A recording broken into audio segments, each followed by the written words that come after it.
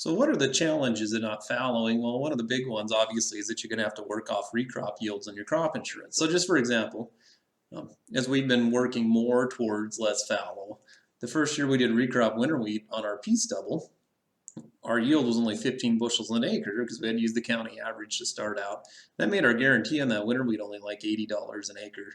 And we certainly had $100+ put into it at that point. So there is a lot of risk starting out, insurance-wise, especially getting moved into these recrop rotations.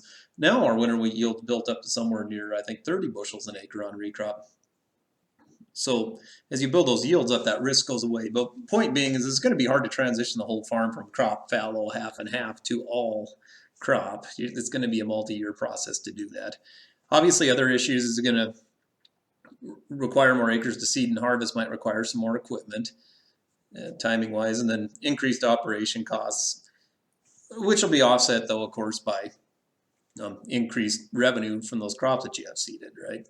The other thing that I always get from people is they say, well, what if it's dry and I recrop all this ground? Well, that's a reasonable argument, I suppose, but then first off, we're not seeing much of a drop in the wheat on the pea stubble from the wheat on the fallow anyway, so it's not like crop on wheat anymore when you look at it that way. The other thing is, what about those years where it was wet and you had half the farm sitting there idle and you gained nothing, right? So there's opportunity costs lost both ways, not just sustaining good yields in a dry year, but also missing out on the big yields in a wet year when you only have half the farm seeded. So in summary, adding diversity addresses everything from disease issues to weed control problems. We're working towards a no-fallow rotation, but there's a long-term project because of the financial risk of getting there. And then understanding what crops you're using, what they're doing for soil building for one, so whether they're high or low carbon, whether they break a disease cycle for the previous crop, such as that, and then weed and disease problems help make sense of your crop rotation planning. So it's a big picture thing, right? Not only understand what it's doing for the soil, but what each crop's potential weed problem would be and what each crop's potential weed control benefits would be. So into the next part of our presentation, we're just going to go through a few chemical things here with peas, and then we'll get into the insurance end of this thing. So for those of you that haven't grown peas before or don't really understand what inoculant does, the important part of inoculation is, which I'll zoom in here, these nodules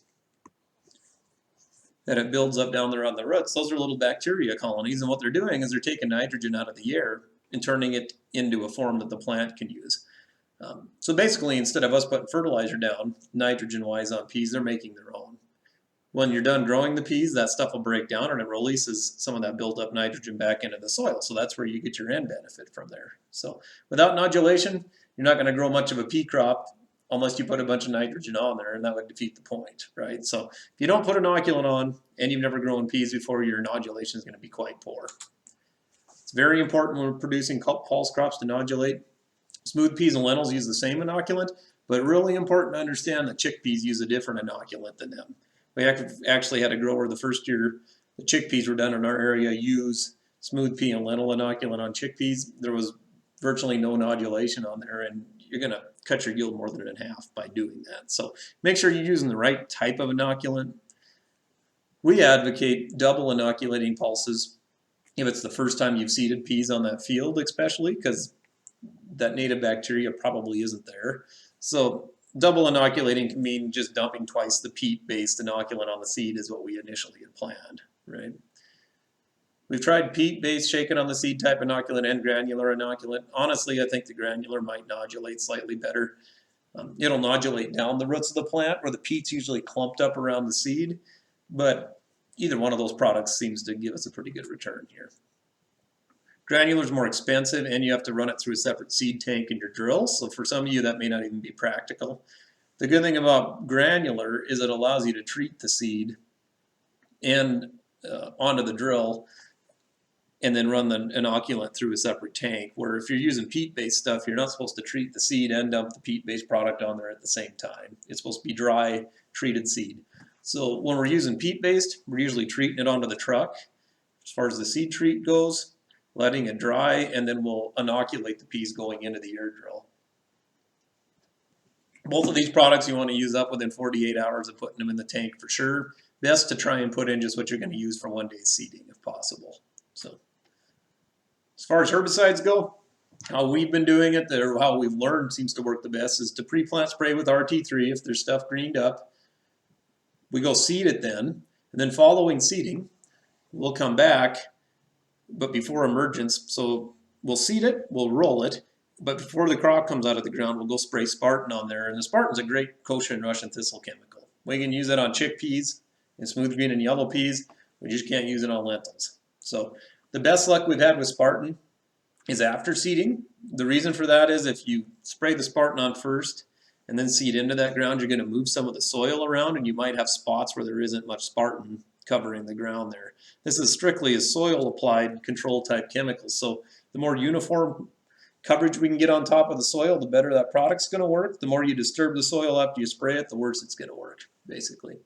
If you have high pH soils, over 7, you can use 2 ounces of Spartan 4F. If you have low pH, you probably should be up to 3.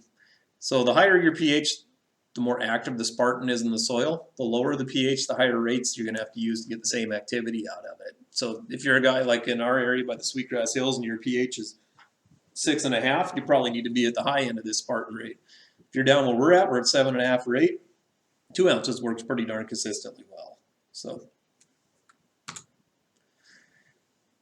one of the things to understand with Spartan is pH is a big effect on it, so know your soil pH.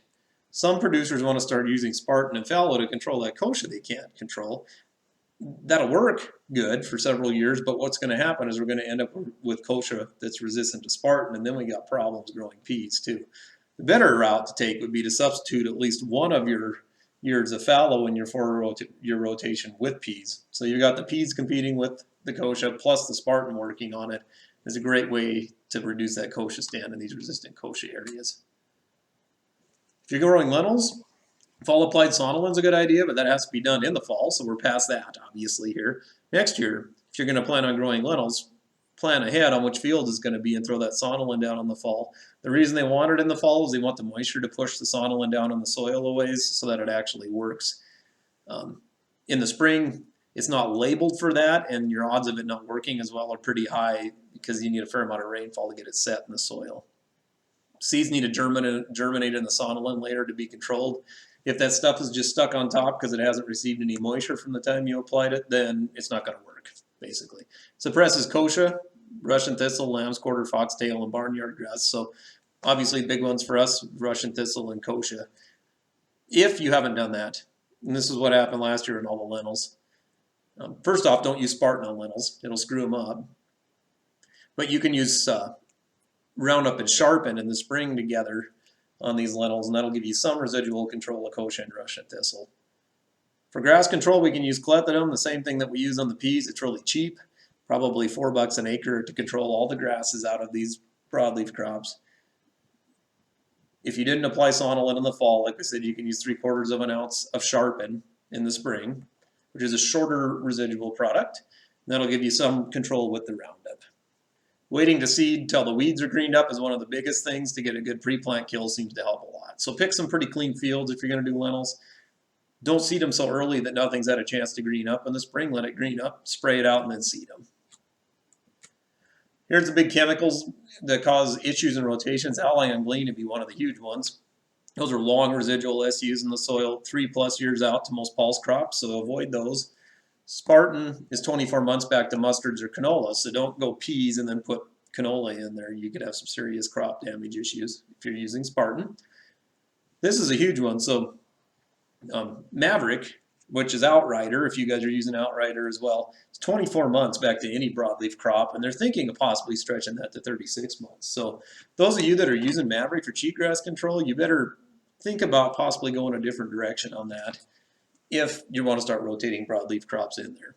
What's a better option as far as residual goes anyways? Olympus at 0.4 of an ounce in the fall will help a lot with the cheatgrass control in the fall, which is the most important time to control it, and then also give you some residual in the spring on there, and you can still rotate the pulses the next year. Pursuit, if you try and use that, which you can, actually on lentils, you're 3 years back to canola with that crop. Soil pH has a big effect on these, so once again, understand what your soil pH is. If you sprayed Ally in 6 pH soil, you might be able to go back to peas in 18 months. If it was on high pH, it might be 4 years. So it's really important to understand how quick some of these break down in different pHs. This is SU injury, which would be Ally and Glean. Everest would kind of fall in the same category. This is a normal pea plant here.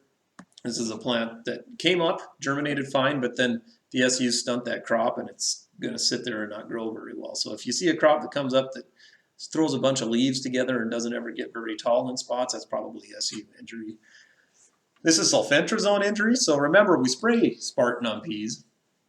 If you were to go like a 5x rate of what we spray Spartan, it'd be a ground sterilant. So it's important to keep the rates under control and the overlap under control on Spartan. This is what your peas will look like if you don't control your overlap or your rates in the corners where you slow down. You're going to have stunted peas, which we've seen that a lot. It's just a result of this chemical, but it's still better to use it than not. Just try and keep your rates and your overlap down on the Spartan as much as you can. Last thing, clethodim, which is a grass spray. That's tap out, shadow. There's a bunch of different products anyways that you use on peas and lentils. It's a really good tank cleaner as well. This is herbicide pulled from sprayer hoses. After this guy had sprayed like 7 loads of clethodim out already, it rained. He parked a sprayer in the shop, and you can see the first pass here that he made with the sprayer. That clethodim sitting in those hoses that long, it pulled enough chemical out of there that it actually stunted or nearly killed a whole pass of peas up and down on this field. So if you have to spray clethodim, make sure what you're going to have to is clean your tank well ahead of time. If it's sat in the tank or in your sprayer boom hoses very long, make sure you flush some water through those hoses before you resume spraying. This is the moral of this. Spartan's most active in what types of soil? High pH, low pH, neutral, or it doesn't matter. And the answer is it's most active in high pH soils. So most of our soils are above 7, be most active there, but if you're one of these guys with low pH, you're going to have to up your rates for that to work as well. So in summary, the weed control for these pulse crops often needs to be planned out long before seeding. Make sure you understand your herbicide history of the field that you're seeding in. Avoid over-applying Spartan.